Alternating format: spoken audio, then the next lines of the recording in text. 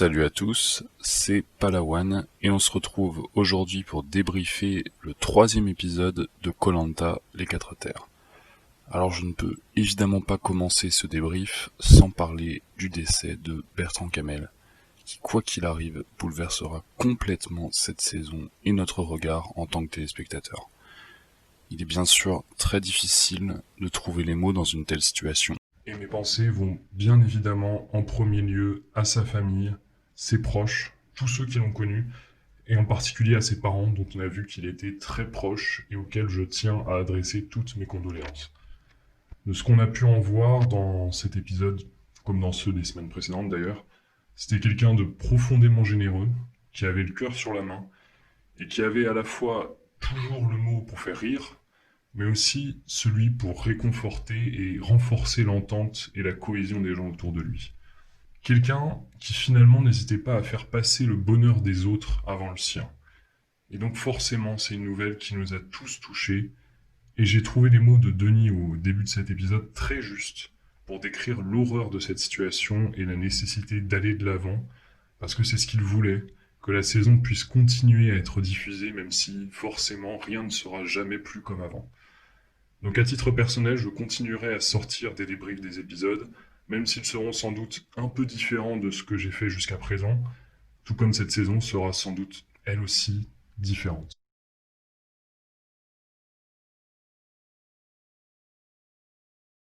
Donc pour ce qui est de mon avis sur l'épisode en lui-même, très franchement j'ai trouvé que c'était un excellent épisode, j'ai vraiment apprécié cet épisode de bout en bout.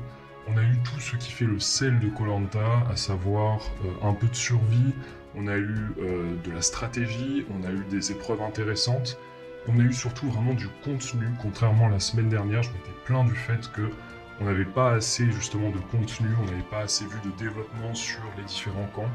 Là, je trouve qu'on a eu vraiment du développement sur chacun des 4 camps, dans les 4 tribus, et ça, c'est vraiment le signe d'un épisode qui fait avancer les choses et donc d'un bon épisode. Aujourd'hui, je vais procéder un peu différemment de d'habitude. Au lieu de faire un résumé chronologique, je vais me concentrer sur 3 points spécifiques qui n'ont pas trait aux différentes dynamiques de tribu, mais que je pensais important de mentionner. Tout d'abord, les épreuves de cet épisode que j'ai vraiment appréciées. On a eu donc le radeau. Le radeau, c'est toujours une épreuve intéressante parce que c'est une épreuve qui permet de vraiment voir les différentes dynamiques de tribu, qui s'impose comme un leader, qui va imposer son design de radeau, qui va s'opposer à ce leader sur cette épreuve. Donc c'est toujours intéressant de voir ça. Mais je trouve qu'en plus de ça, on a eu quelque chose de nouveau, quelque chose d'intéressant avec les 4 tribus. Et vraiment cette poursuite en radeau, alors qui certes n'était pas très longue, mais qui a créé vraiment des tensions, on l'a vu, entre les différentes équipes, avec notamment une sorte d'embouteillage et une équipe de l'Ouest complètement à la ramasse, qui essayait de manœuvrer assez péniblement entre les différents radeaux. Et ça a vraiment donné une première partie d'épreuve très tendue que j'ai vraiment appréciée pour ma part. L'épreuve d'immunité était aussi vraiment une belle épreuve de cohésion d'équipe, et une belle épreuve vraiment de calme, où il fallait vraiment savoir garder son calme pour tous les aventuriers, et ça a rendu vraiment une épreuve, j'ai trouvé, assez tendue, même s'il n'y avait pas énormément de suspense, parce qu'on a vu assez vite que l'Ouest n'allait pas s'en sortir. J'ai trouvé qu'il y avait vraiment une belle tension, même pour les équipes qui avançaient assez rapidement, comme l'équipe de l'Est ou l'équipe du Sud. Il y avait vraiment une compétition pour savoir qui allait terminer en premier, et ça a vraiment donné une épreuve, j'ai trouvé très satisfaisante, et en plus une épreuve que l'on avait jusqu'à présent jamais vue. Donc une épreuve inédite qui en plus apporte, je trouve, ce niveau de tension, c'était quelque chose de plutôt positif, et donc j'étais vraiment plutôt satisfait de ces épreuves, contrairement à la semaine dernière où j'avais été plutôt déçu. Deuxième point, le retour de la survie. Alors léger retour, parce qu'on n'a pas eu tant de survie que ça, mais on a revu un peu des tentatives de faire du feu, on a eu la pêche aux huîtres. On a eu aussi la capture du rat, qui a d'ailleurs été très étrangement relâché par l'équipe du Sud, parce que certes, un rat peut être vecteur de maladie, mais une fois cuit, normalement, il n'y a pas de problème. Et puis la prod n'aurait pas donné de piège à rat si les rats de l'île n'étaient pas comestibles, tout simplement. Donc on a eu plusieurs séquences comme ça. De recherche de nourriture par exemple, ou de discussions autour du feu. Il y avait notamment la discussion autour de la récompense. L'équipe du Sud qui trouvais que c'était une décision un peu court-termiste et assez étrange de la part de l'équipe de l'Ouest d'avoir pris les pizzas. C'est vrai qu'on peut regretter qu'après 3 épisodes, et donc après 8 jours, on ait une seule des 4 équipes qui soit parvenue à faire du feu. C'est vrai que c'est quelque chose d'assez étonnant. Dans l'histoire récente de koh, en tout cas, on avait tendance à avoir du feu fait assez vite ou gagné assez vite. Mais là, donc, on a toujours 3 tribus qui n'ont pas le feu, et ironiquement, les allumettes sont parvenues à l'équipe qui avait déjà fait le feu, à savoir le Sud. Et c'est vrai qu'on peut s'interroger sur ce choix particulier donc, de l'équipe de l'Est, mais le fait est que voilà, d'avoir cette discussion, ça remet un peu la survie au cœur du jeu, et c'est quelque chose qui manquait vraiment aux saisons précédentes, parce qu'on était tellement habitué à avoir des personnes qui se débrouillent très bien en survie, qui parviennent à faire le feu en 2 minutes, que finalement ça devenait presque redondant, et que la prod décidait d'un peu moins mettre de survie. Là, la survie, je trouve, revient un peu au premier plan, et c'est dû au fait que les aventuriers galèrent tout simplement, et beaucoup de mal à justement trouver de la nourriture, à faire du feu ou même à faire un abri. Troisième point, et c'est toujours un point positif, on a vraiment eu une foire aux colliers, vraiment dans cet épisode. Beaucoup de colliers, 2 colliers trouvés, dont un utilisé dès cet épisode. Donc vraiment le retour en premier lieu de cet objet stratégique qui fait vraiment partie intégrante de koh maintenant. Et c'est quelque chose de plutôt positif parce qu'on a vu des aventuriers qui, quand ils sont en danger, vont chercher le collier, mais également des aventuriers qui anticipent éventuellement le fait qu'ils pourraient se retrouver en danger. C'est le cas de Aubin, qui a été chercher un collier avant même que son équipe ne perde l'épreuve d'immunité, donc avant même d'être directement en danger. Mais il s'est senti assez en danger, n'étant pas forcément lié parfaitement aux autres, et étant peut-être un peu plus faible physiquement, comme l'avait pointé du doigt d'ailleurs Carole. Donc il s'est senti un peu en danger, et très vite, ça c'est ce qu'on aime comme attitude de la part d'un candidat de koh, aller tout de suite, même si on n'est pas immédiatement en danger, chercher un collier pour être un peu plus en sécurité par la suite. Donc ça c'était quelque chose de vraiment positif. Et pour ce qui est d'Estelle, alors Estelle elle a été directement en danger, mais forcément c'était assez jouissif, je pense, du point de vue des spectateurs, de voir une Estelle que les autres pensaient totalement vulnérable et incapable de trouver un collier, qui trouve ce collier et réalise ce blindside absolument sublime de Diane. Et j'y reviendrai donc dans la partie d'analyse des équipes. Donc voilà pour les différents points. On va maintenant justement se concentrer sur cette partie d'analyse des équipes parce qu'il y a beaucoup de choses à dire. Et on va commencer par l'équipe du Sud. Alors autant l'équipe du Sud était très au centre du précédent épisode, autant là on les a moins vus. On a eu seulement quelques séquences, notamment avec Mathieu qui remettait en cause, comme je le disais, le choix de l'équipe de l'Est de se concentrer sur le court terme avec les pizzas, plutôt que de prendre des allumettes pour faire du feu. Alors ça a été justifié ensuite par l'équipe de l'Est, j'y reviendrai dans la partie d'analyse de l'équipe de l'Est. Mais voilà, on a eu cette séquence-là un peu d'incompréhension de la part de l'équipe du Sud. On a eu aussi au début de l'épisode une séquence assez intéressante qui montrait que finalement la belle entente, la grande famille qui était supposée former la tribu du Sud n'était finalement qu'une apparence, et que on avait notamment Sébastien qui finalement se fichait pas mal de Carole et était tout à fait prêt à l'éliminer, ne la considérait pas du tout comme un membre de sa famille. Donc ça c'était assez intéressant à voir, de voir que le côté vraiment des apparences, de tout le monde est beau, tout le monde est gentil, finalement ça n'appartient pas à koh, qu'on soit très clair, et que la stratégie reprend toujours le dessus parce que c'est un jeu d'élimination, et donc il faut, pour arriver au bout, de toute façon éliminer les autres. Mais donc le point central sur la tribu du Sud, ça a été bien évidemment la découverte du collier par Aubin.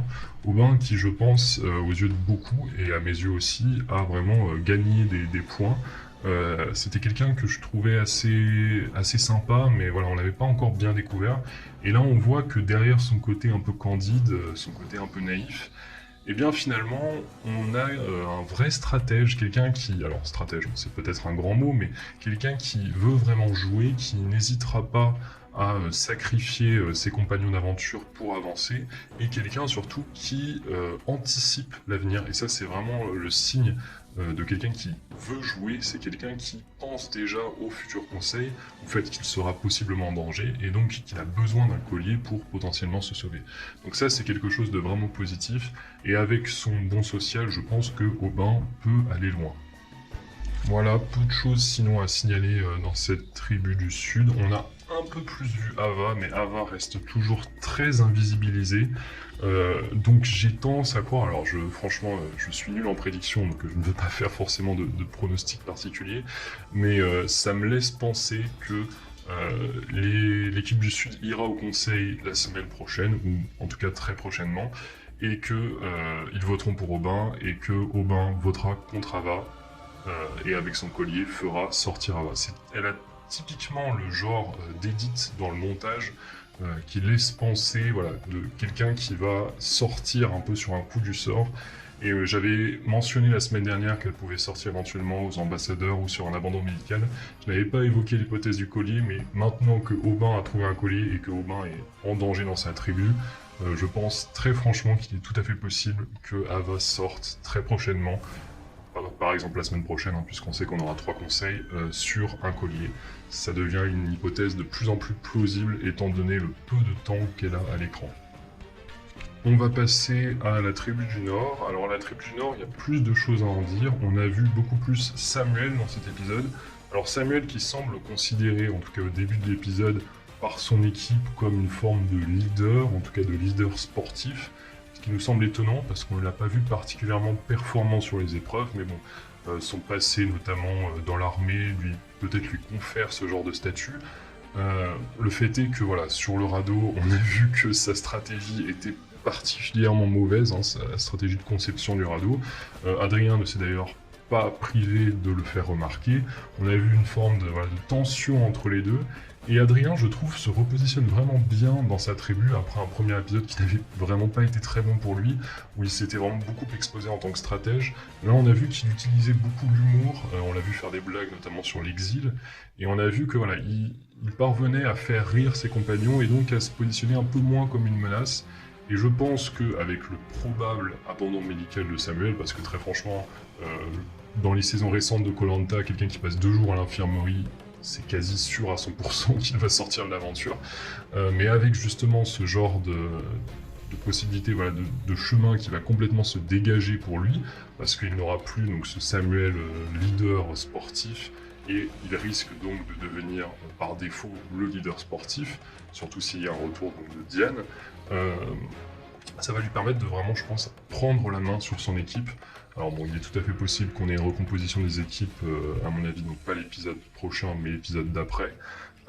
Mais le fait est que pour l'instant, on le sent beaucoup plus en contrôle de son équipe, ou en tout cas en passe de le devenir, qu'on ne pouvait le penser dans l'épisode précédent. Donc ça, c'est plutôt positif pour lui.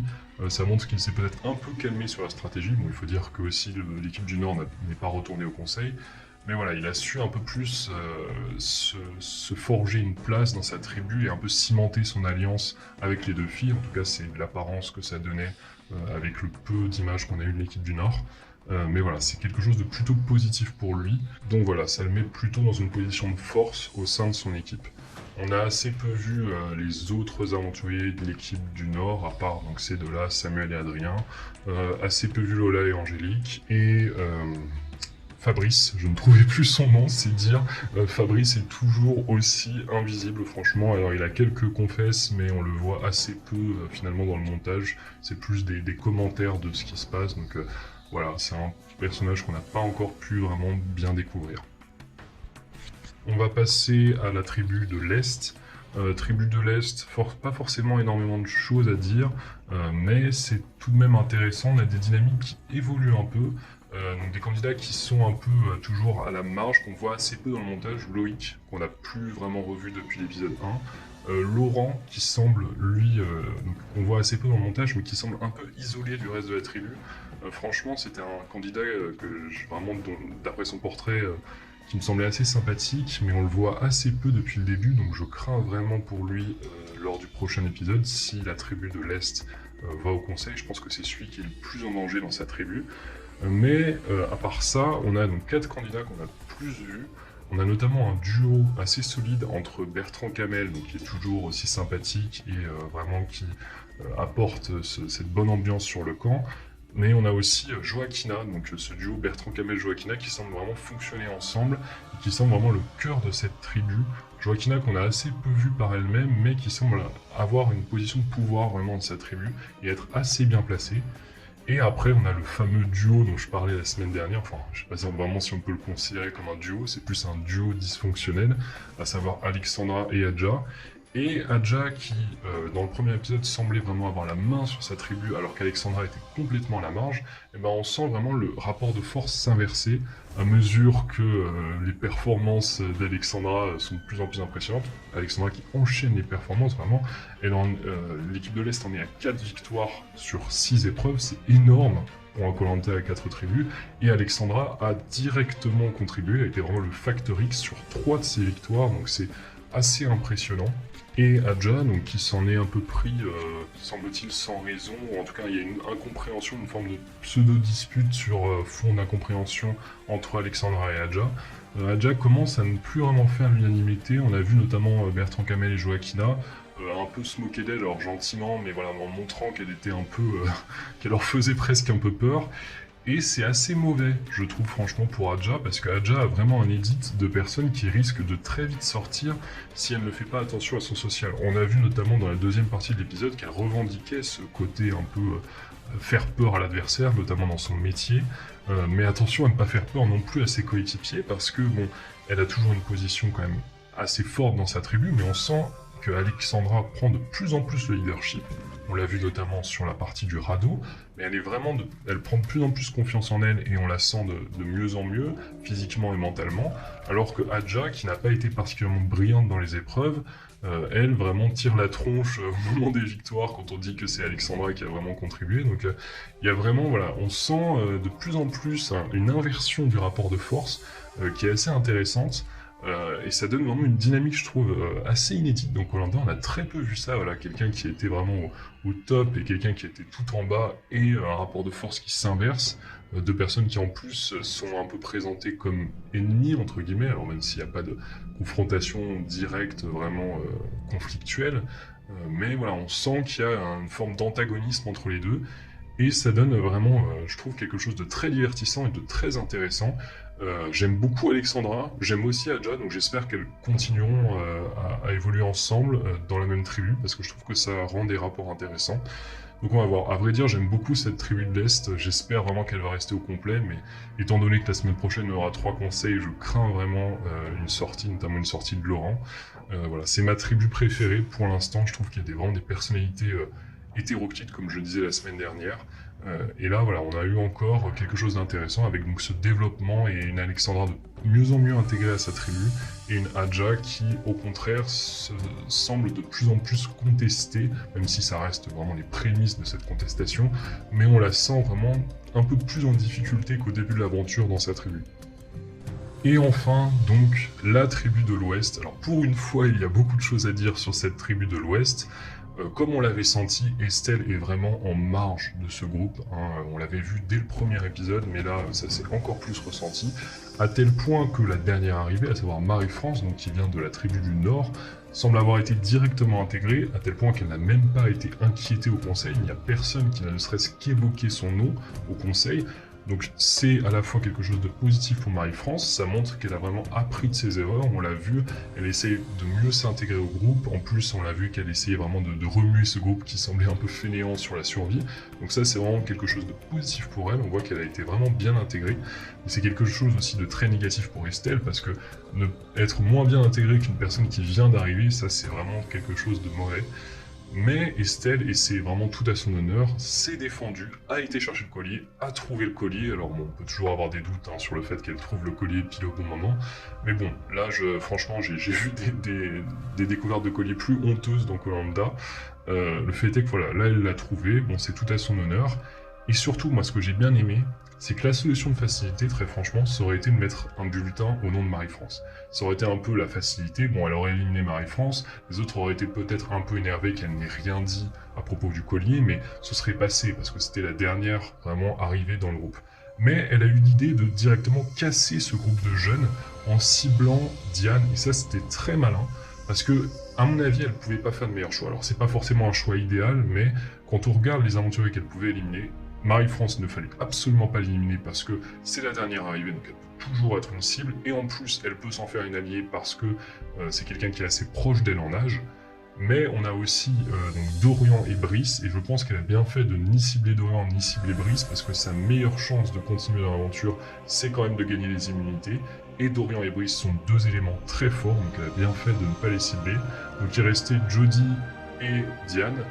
Franchement, elle aurait pu viser l'une des deux. On a vu que les deux étaient vraiment énervés contre elle, et moi je les ai trouvés assez injustes parce qu'elle mettait vraiment toute la responsabilité des défaites sur les épaules de Estelle, alors que Estelle n'était semble-t-il pas la seule fautive. Et en plus de ça, on a senti vraiment une animosité vraiment excessive qui n'était pas liée seulement aux épreuves, comme si voilà, elles étaient un peu énervées contre Estelle pour d'autres raisons que les simples épreuves, notamment parce qu'elle n'était peut-être pas bien intégrée au groupe. Donc ça, c'est quelque chose qui, franchement, je pense, du point de vue des spectateurs, a plutôt renforcé une opinion positive d'Estelle et une opinion négative de Diane et Jodie qui sont vraiment apparues comme assez mauvaises, notamment au moment de l'élimination. Alors on peut comprendre la frustration de Diane, mais le fait d'aller jusqu'à dire vengez-moi alors qu'elle avait elle-même voté contre Estelle, et donc Estelle n'a fait finalement que se défendre, et Jodie qui semblait vraiment aussi très énervée contre Estelle, c'est quelque chose voilà qu'on a du mal à vraiment comprendre à ce niveau-là après 20 saisons de koh-Lanta. D'autant qu'elles ne peuvent vraiment s'en prendre qu'à elles-mêmes. Tout le groupe des jeunes d'ailleurs, hein, il suffisait pour eux de mettre un bulletin au nom de Marie-France pour provoquer une égalité en cas de collier et donc éviter l'élimination de l'un d'entre eux. Donc ils auraient pu partager les votes, ou ne serait-ce que mettre une voix contre Marie-France pour provoquer un revote, et donc ensuite Marie-France aurait évidemment été éliminée. Mais c'est quelque chose auquel ils n'ont même pas pensé. On a vu même Jodie qui était persuadée que Estelle ne pouvait pas avoir de collier. Diane a pensé à fouiller son sac, alors on peut penser ce qu'on veut de ça, mais au moins Diane a pensé à l'éventualité que Estelle ait pu trouver un collier. Mais après, on l'a vu particulièrement naïve à penser que si elle avait un collier, elle l'aurait dit. Oui, évidemment, les colliers sont faits pour être dits, comme ça, elle l'aurait utilisé pour rien. Enfin, c'est vraiment absurde. Donc voilà pour les dynamiques de tribu.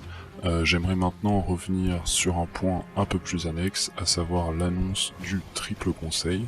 J'en avais parlé dans ma vidéo sur mes attentes pour la nouvelle saison, mais donc effectivement on va avoir droit à un triple conseil et pas un double comme je le pensais. Donc pour ce qui est des points positifs, on peut déjà se satisfaire du fait que koh-Lanta décide d'innover un petit peu cette année, donc ça c'est plutôt sympa.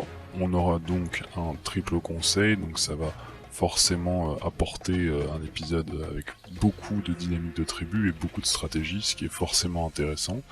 On peut aussi se satisfaire du fait qu'on aura forcément moins d'épreuves éliminatoires dans la partie post-réunification, du fait de cette triple élimination à venir. Mais dans le côté négatif, franchement j'aurais préféré un double conseil, parce que là j'ai peur que même avec un épisode de 2 heures, ce soit assez compliqué de décrire toutes les dynamiques de tribu et de montrer avec le montage toutes les dynamiques de tribu, parce qu'avec 3 conseils plus toute la phase pré-conseil, on en a au moins pour 1 heure. 30 minutes pour les 3 conseils, 30 minutes pour justement toute la phase pré-conseil.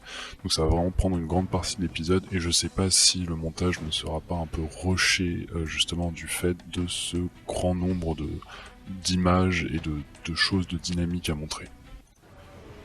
Voilà, c'est tout pour aujourd'hui, et donc pour ce débrief un peu spécial, n'hésitez pas à mettre un pouce bleu à la vidéo, n'hésitez pas à vous abonner si ce n'est pas déjà fait, et on se retrouve très vite pour une nouvelle vidéo. Ciao à tous.